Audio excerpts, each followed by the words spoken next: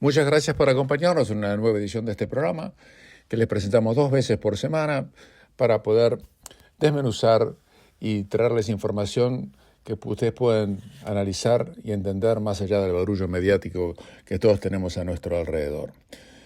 Por supuesto, este programa pueden escucharlo a través de nuestro canal de YouTube, que tiene el nombre de quien les habla, Ezequiel Trumper, y también a través de muchas radios adheridas, incluyendo, sin limitación, Radio Punto Latino Sydney, Radio Metropolitana de Melbourne, Victoria, Radio Austral de Auckland, Nueva Zelanda, Radio Universo de Bay of Plenty y muchas otras emisoras, especialmente en Oceanía, que toman este boletín y lo transmiten con nuestro consentimiento en muchas otras radios que ustedes quizás ya conozcan. Bueno, es bastante triste lo que les tengo que contar, pero la realidad es que la crisis habitacional que está ocurriendo en la ciudad de Sydney, donde sé que muchísimos de ustedes nos están escuchando, es muy, muy grave, porque no hay lugar que uno pueda alquilar si no tiene plata para comprarse una vivienda. Como las viviendas son tan caras y las tasas de interés tan altas, es difícil comprarse una vivienda, por lo tanto la gente está haciendo cola, y quienes les llegan la famosa nota de eviction, o sea, de desalojo, no tienen a dónde ir. Estaba leyendo un caso de un pensionado, 79 años, dice que lo desalojaron y en 6 semanas se queda en la calle. Y no hay prácticamente lugar donde él lo acepte. No sabe dónde, no tiene lugar para quedarse muerto, en pocas palabras. Esto es porque el sector inmobiliario de alquileres en Sydney está llegando a niveles estratosféricos, y la situación que se ve en todos lados es que hay largas colas de potenciales inquilinos, y quien es el candidato que finalmente se queda con la propiedad de alquiler generalmente ofrece más de lo que pide el propietario. Y eso ha hecho que la cantidad de casas o departamentos en Sydney que estén hoy en día desocupadas ha llegado a sus niveles más bajos históricos. El nivel de desocupación de casas en este momento es de menos del 2%, 1.9% para casas y 1.4% para departamentos. Y cuando uno más se aleja del centro de la ciudad,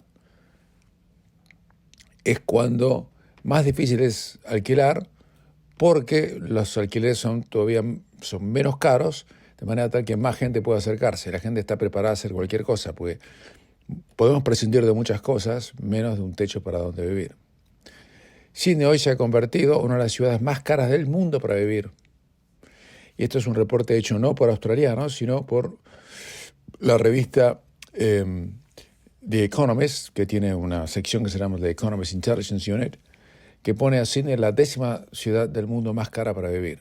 Y miren que hay otras, está Tokio, está Hong Kong, está Nueva York, está Londres, pero no Sydney. Allá al fondo del mundo, cuando se acaba el planeta y uno tiene que hacer horas y horas de viaje para llegar, por razones inexplicables inexplicables, pero se las voy a explicar. Inexplicables desde el punto de vista lógico, no hay lugar para vivir. Inexplicables para quienes no conocen el tema. Para quienes conocen el tema, como trato de informarles a todos ustedes, es la política perversa, impositiva, que han seguido los gobiernos australianos, sean del signo político que fuese, laborista o conservador, que han dado subsidios impositivos absolutamente insólitos para la gente que compra propiedades para especular. Si eliminaran eso, como por ejemplo se ha eliminado y nunca existió en realidad en los Estados Unidos, no habría los problemas que tienen ustedes en este momento. En este momento estuve mirando en las casas inmobiliarias un departamento en la zona este, que no es la mejor de Sydney, un departamento de 40 a 50 metros cuadrados vale 500, 600 mil dólares. Es un disparate. Un disparate. Y el problema es que los inquilinos no pueden realmente pagar los alquileres que están pagando, porque los inquilinos no tienen acceso al crédito, no pueden pedir una hipoteca para pagar alquiler. Y como encima los ingresos están declinando y la inflación es mucho más alta que el nivel salarial, mucha gente se muda con otra gente, hacen como pozos entre ellos para poder tener un colchón. Y además mucha gente en este momento están recibiendo notas de desalojo sin ningún motivo, que es legal. Además, le aclaro, uno firma un contrato de alquiler por un determinado periodo de tiempo. Si el periodo de tiempo se vence, usted no tiene por qué quedarse ahí. No tiene ninguna razón. Si el propietario le dice, mire, se terminó, quiero que usted se vaya, punto y aparte, a otra cosa. Así que la realidad es que esto ha motivado también que sigue subiendo el precio de las propiedades. Porque, claro, ¿por qué sigue subiendo el precio de las propiedades? Por la razón, ahora está empezando a subir otra vez. ¿Por qué? Y porque si uno compra una propiedad para alquilar, seguro que la puede alquilar. Y la puede alquilar al precio que se le antoje, por la sencilla razón de que no hay otras propiedades que pueden ser alquiladas. Porque no hay. Entonces, esto empezó hace mucho tiempo cuando se empezó a dejar de construir por las trabas que ponían las ciudades con los permisos y demás. Y ahora se ha agravado con el tema inflacionario y con las altas tasas de interés. Y se está viviendo una pesadilla. Pero por supuesto el gobierno de esto no les cuenta absolutamente nada.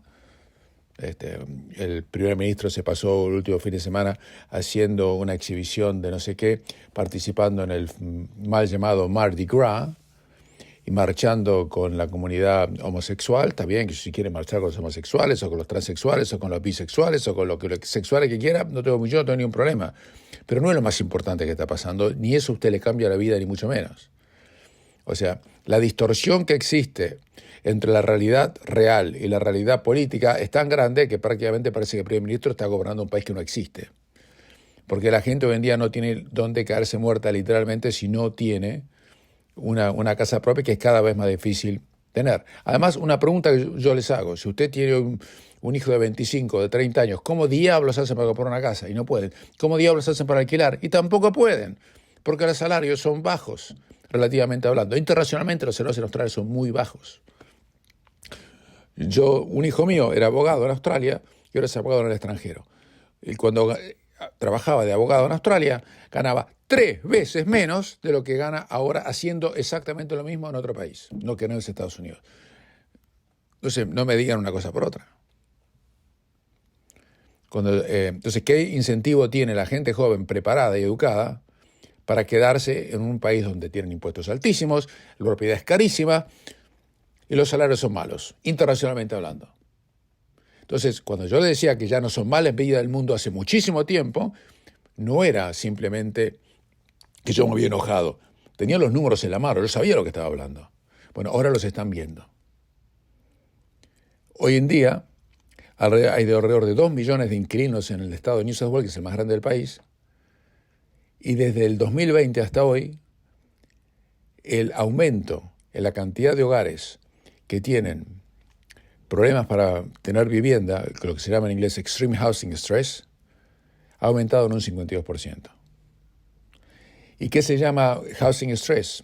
Es cuando una persona está gastando más del 30% de sus ingresos brutos, o sea, antes de pagar impuestos, en el alquiler. Eso es una pesadilla, no es la envidia del mundo. Y eso es lo que tienen que cambiar, lo que deberían cambiar. Y no tienen una propuesta partida al medio de ningún gobierno, de ningún partido político que diga si esto lo vamos a arreglar. Entonces, eso lo que va a provocar es que mucha gente capaz se vaya del país, porque allí no les conviene vivir. Es una pena. Hacemos una pequeña pausa y continuamos. El conflicto bélico en Ucrania está llegando a un punto, ya ha pasado un año desde que empezó, y hoy en día está prácticamente en un parate. O sea, no es que no se pelea, se siguen matando entre sí, pero no se está avanzando para ningún lado y está todo en el medio. Y según fuentes diplomáticas, esas que no se publican, lo que se está esperando es estabilizar el frente de batalla lo suficiente para permitir que haya un cese del fuego sin que haya ninguna aceptación del mismo por las dos partes. Un poco lo que pasa, por ejemplo, en Corea del Norte y Corea del Sur. La guerra nunca terminó. Pusieron un paralelo, el paralelo 38 creo que es, entre Corea del Sur y Corea del Norte, y están ahí. No hay guerra, pero no hay paz tampoco, pero no hay nada. Y ahora lo que se está buscando es una especie de acuerdo temporario que eventualmente se convierta en una realidad permanente, aunque ninguna de las dos partes lo reconozca como tal. Esto no solamente pasó en Corea, sino por ejemplo en la zona de Kashmir, que está disputada entre Pakistán e India, que está arreglada temporariamente, entre comillas, desde los años de la década del 40, y sigue todo igual. Y la razón por la cual se le está dando más armas a Ucrania es que se gastaron 120.000 millones de dólares. Estados Unidos se gastó en armamento nuclear para Ucrania. Y en Estados Unidos cada vez hay más descontento al respecto y la gente tiene más reservas acerca de si hay que seguir gastando tanto dinero cuando hay tantísimos problemas internos dentro de los Estados Unidos, donde hay mucha gente no tiene dos trabajos e igualmente no le alcanza para vivir. La frontera sur del país se llama frontera solamente para ponerle un nombre, porque pasa cualquiera. No hay casi ningún tipo de control, pasan drogas, pasan lo que se le antoja y está manejada aparentemente por los carteles de la droga de México, que ganan muchísimo dinero contrabandeando personas y demás. No vamos a entrar en eso, pero el tema es que lo que se está queriendo lograr es eso. Nada más que eso, es todo el objetivo. Más allá de los grandes discursos de la libertad, la retórica, la democracia y demás. Y la estrategia de Putin es que Occidente cometa el mismo error que siempre cometió, se canse. Como se cansaron en Vietnam, se cansaron en Afganistán, se cansaron en todos los lugares donde fueron a pelear después de un tiempo, en Irak. Después de un tiempo llega el desgaste político, incluso ya se está hablando con algunos candidatos del Partido Republicano para la presidencia de los Estados Unidos, en las elecciones que van a tener lugar solamente el año próximo, claro, no falta tanto. Están hablando de salir cuanto antes de ese conflicto. El propio precandidato Donald Trump está hablando de eso. Hay que terminar con esa guerra. No sé cómo exactamente, pero como con Trump mejor no le pregunten los detalles. Y Putin sabe eso. Y al Putin saber eso, entonces los está relojeando, como dicen por mis viejos pagos. Yo aguanto. ¿Por qué? Porque yo no tengo problema con ningún partido político. Si me levanto la cabeza se las corto o se tiran por un balcón, aparentemente, como se tiraron muchos, entre comillas, ¿verdad? Y mientras todo eso ocurre, China presentó un plan de paz que fue descartado. China aparentemente está colaborando con Rusia y les está dando un montón de apoyo. Incluso le está dando semiconductors, que son chips sin las cuales las armas no pueden funcionar.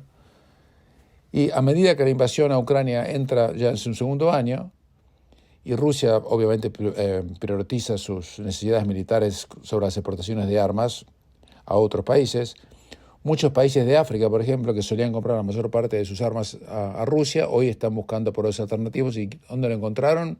En China. En todo el continente africano, por ejemplo, casi la mitad del equipamiento militar, incluidos buques de guerra, tanques, helicópteros de combate, aviones de combate, hoy procede de Rusia.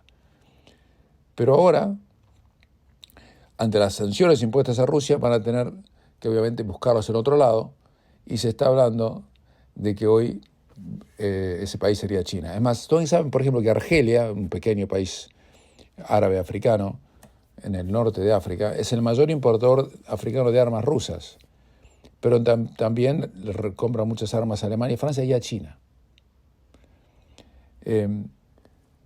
China, por otro lado, al dar su apoyo implícito, no explícito, obviamente, a Rusia, está globalizando el conflicto. Y esto puede terminar muy mal, porque cuando uno mira la historia de la Primera Guerra Mundial o la Segunda Guerra Mundial, uno las mira de este lado, uno las mira del lado que ya pasaron. Pero si uno empieza a estudiar cómo fueron desarrollándose, no es que empezaron el 1 de septiembre de 1939 con la invasión a Polonia y siguió todo igual. No, pasaron un montón de cosas antes de que Estados Unidos se metiera a partir de fin de 1941. Bueno, esto está evolucionando, quizás hasta llegar a eso. Por eso estamos en una situación políticamente imposible de pronosticar y bastante complicada de entender. Hacemos una pequeña pausa y continuamos. En el conflicto que se ha globalizado entre Ucrania y Rusia, hay un sector del mundo que ha permanecido prescindente, que es Latinoamérica. En la última conferencia de seguridad que tuvo lugar en Múnich, solamente fueron un representante de Colombia y un representante de Brasil. Todos los demás países no fueron. Y ellos se consideran prescindentes y hasta neutrales, entre comillas, entre lo que pasa entre Rusia y Ucrania. Tenían o tienen buenas relaciones con Putin, y no quieren de ninguna manera meterse en la contienda. Es como si el conflicto a ellos no les afectara o no quisieran meterse. Y es lo que está ocurriendo ante la frustración de los europeos y de los estadounidenses, especialmente estos últimos, que no entienden cómo Sudamérica o los países latinoamericanos, en su gran mayoría, que han dado un importante giro a la izquierda, no quieren involucrarse en una lucha entre la dictadura de Putin y la independencia de Ucrania. No quieren saber nada. Obviamente tienen otros problemas, terribles problemas. En Chile, por ejemplo, el gobierno a mí me gusta llamarlo el pibe Boric, porque ya cada vez que lo miro en una foto a Gabriel Boric, yo no puedo creer que los chilenos hayan no elegido a él como presidente, sino siquiera lo pusieron como candidato. Me resulta imposible, porque lo miro y me parece un pibito, sin ninguna preparación, que no la tiene además, les aclaro, ¿no? Pero tanta gente estaba llegando a través de las fronteras norte de Chile, las fronteras que mantienen con Perú y que mantienen con Bolivia, no peruanos y bolivianos que pueden pasar sin problema, sino gente de otros países, especialmente venezolanos y demás, que Chile ahora ha decidido desplegar sus fuerzas armadas en las fronteras con Bolivia y Perú para controlar el ingreso masivo de migrantes a través de pasos no habilitados, porque no es que pasan por la puerta de adelante. Pasar por el desierto de Atacama no es tan difícil, se puede pasar. Obviamente a mí no me gustaría hacerlo, pero se puede pasar de forma ilegal. Y una vez que están del otro lado, es difícil echarlo porque piden asilo político, es complicado. Y el gobierno de Boric difundió un decreto con fuerza de ley que va a permitir la militarización con el objetivo de respaldar al accionar de la policía en el control migratorio y de seguridad en zonas que se han visto desbordadas por el ingreso ilegal de personas. Y ojo que el ejército y la policía chilena son bravas. Los carabineros no hacen broma, ¿eh? Usted no puede darle a un carabinero $50, una cosa así. No es así, no es como en otros países de Latinoamérica. A ver, con la represión va a ser en serio. Y el decreto establece el marco legal bajo el cual los militares pueden actuar y, por ejemplo, van a poder solicitar los documentos de cualquier persona en las fronteras, allanar sus equipajes, vehículos o vestimentas, si es que existe alguna presunción de que esta persona pueda cometer un crimen o un delito o algún indicio que permita inferir que la persona tiene orden de detención pendiente. O sea, lo pueden tener por cualquier cosa, por cualquier persona, sin ningún tipo de problema. Asimismo, el decreto establece que los uniformados deberán actuar bajo los principios de legalidad, necesidad, proporcionalidad, gradualidad, responsabilidad. Eso no se lo cree ni ellos. Ni ellos. La hermandad latinoamericana. A los que quieren parar justamente, fíjese qué interesante es la inmigración venezolana. Los venezolanos se quedaron sin país por el desastre de Chávez Maduro. Van hasta donde pueden. Usted, si va a la Argentina, va a encontrar un montón de gente muy bien preparada que son venezolanos. En Miami, donde estoy ahora, ni les cuento. Y en Chile, cuando la última vez que estuve hace 3 o 4 años, era exactamente lo mismo. Y ahora los quieren parar. Además, tienen la facultad de usar armamentos no letales o antidisturbios, aunque dicen que no van a poder disparar a quemarropa ni apuntar directo al rostro. Menos mal, ¿no? Si la amenaza persiste, dice la ley de Boric, los militares podrán preparar el arma de fuego con clara intención de usarla.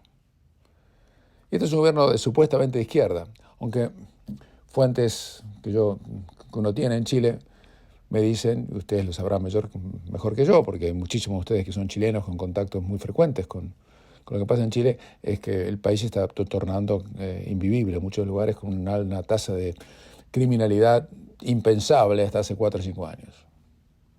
Que la gente prácticamente no puede hacer rutas, tiene miedo que los roben cuando lleguen a sus casas, hay secuestros por todos lados, cosa que en Chile no ocurría, como ocurría, por ejemplo, en un momento de Argentina, donde ahora esa cosa está bajando un poco, por lo menos en la ciudad de Buenos Aires. Hacemos una pequeña pausa y continuamos. Por primera vez en 5 años, uno de los clubes más populares del mundo, que es el Manchester United, consiguió un título ganando la Copa de la Liga, que se llama la Carabao Cup, en la final disputada en el estadio de Wembley en Londres, derrotando 2-0 al equipo Newcastle, ambos equipos que están peleando por un lugar en la Champions League, en la liga profesional de todos los fines de semana en este momento. Los dos goles fueron al primer tiempo, Casemiro en el minuto 32, Rashford en el minuto 39, y el triunfo fue inobjetable, no fue un baile, no fue un paseo, nada por el estilo, pero ganaron y ganaron bien. Y aparentemente después de la salida de Ferguson en el 2013, el técnico holandés Erik ten Hag es quizás el mejor técnico que han tenido hasta ahora, y están armando un equipo de a poco que puede dar lucha por el título el año que viene, no este año. Este año todavía están un poco lejos del Arsenal y del Manchester City. Pero lo interesante es que el Manchester United está por ser vendido y hay solamente dos solicitudes o dos peticiones que se conozcan. Una es, como les contaba el otro día, del billonario, el hombre más rico en Gran Bretaña, que es Jim Ratcliffe, y el otro por el régimen catarí. Y estaba leyendo artículos acerca de cuánto realmente vale el Manchester United. El diario Financial Times de Londres establecía que el valor del club no puede ser más en cuanto a su rendimiento económico de 1.600, 1.700 millones de libras. Cuando las solicitudes que se están presentando son por casi 3 veces o más de 3 veces eso. Y la historia de esto es que el club recién se privatizó, se vendió en el año 2005. ¿Y saben cuánto pagó la familia Glazer, una familia que vive aquí en la Florida? Pagaron unos 700 y pico millones de libras. Y encima ni siquiera la pagaron con plata a ellos, era con toda plata prestada, con una hipoteca contra el valor del club. O sea, casi no les costó nada. Y hoy se quieren llevar o quieren vender el club y llevarse unos 4.000 millones de dólares de ganancia pura.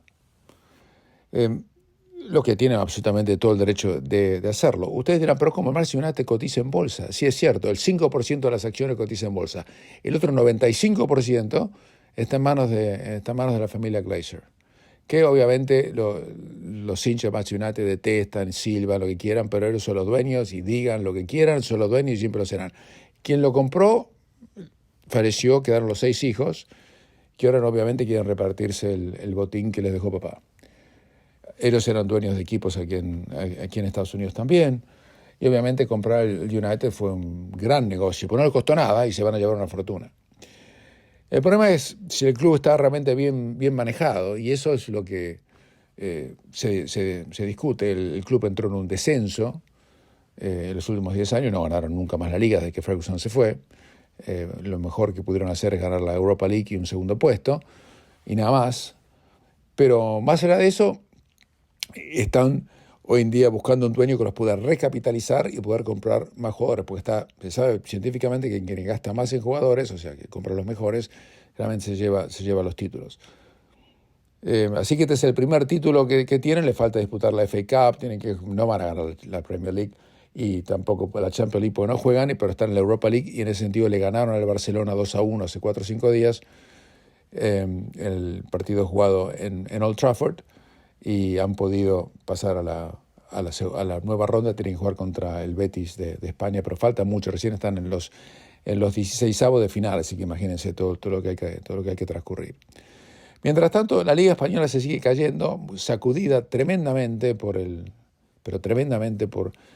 escándalo de corrupción arbitral, donde se demostró que el Barcelona le pagó no sé cuántos millones, pero alrededor de 7 millones de euros al vicepresidente del comité de árbitros, que designaba los árbitros para cada partido durante muchísimos años, con la excusa de que les daba asesoramiento a los jugadores acerca de cómo se aplicaban las reglas disciplinarias, que es tan ridículo, como se lo contaba el otro día, que no vale la pena ni reiterarlo. Este último fin de semana jugaron el Real Madrid con el Atlético de Madrid. La cancha en España estaba llena, pero desde el punto de vista internacional el partido tenía escasísima repercusión, terminó 1-1 y no le importó a nadie, porque la Liga Española se está cayendo a pedazos. Y si el Barcelona es sancionado como debería serlo, si esto es comprobado, por supuesto, tiene el principio de presunción de inocencia, por esto, bueno, prácticamente no va a quedar nada, y por eso no los van a sancionar, porque sería como tirarse un tiro a los 2 pies y después pretender salir corriendo, ¿verdad? Así que el fútbol se está atomizando de una manera, yo diría, hasta casi desagradable. Y usted fíjese que por otro lado quedan las ligas sudamericanas, que son liguillas. Usted fíjese, la Liga Argentina, por ejemplo. La Liga Argentina es una liga sub-23. ¿Quiénes juegan en la Liga Argentina? Los chicos que recién empiezan, que tienen 21, 22 años, o 19, 18, y los muchachos que fueron a Europa, aunque estuvieron jugando en Portugal o en Bielorrusia o en Turquía, y vuelven a la Argentina a hacer sus últimos pasos como futbolistas porque ya hicieron la diferencia en el extranjero.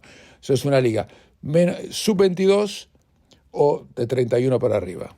Entonces por eso se ve el espectáculo que se ve, que no es muy vendible al mundo, por supuesto, y en eso estamos. Y por eso uno quiere ver lo mejor que puede y uno termina viendo las ligas europeas. Lo mismo pasa en Uruguay, lo mismo pasa en Chile, y con mucha menos agudeza pasa en Brasil, porque los clubes brasileños tienen mucho más dinero. Por así y todo, el Flamengo fue a jugar la Copa Mundial de Clubes y ni siquiera llegó a la final. Era un papelón terrible ante un equipo saudí. Les habló Ezequiel Trump, y será hasta la próxima.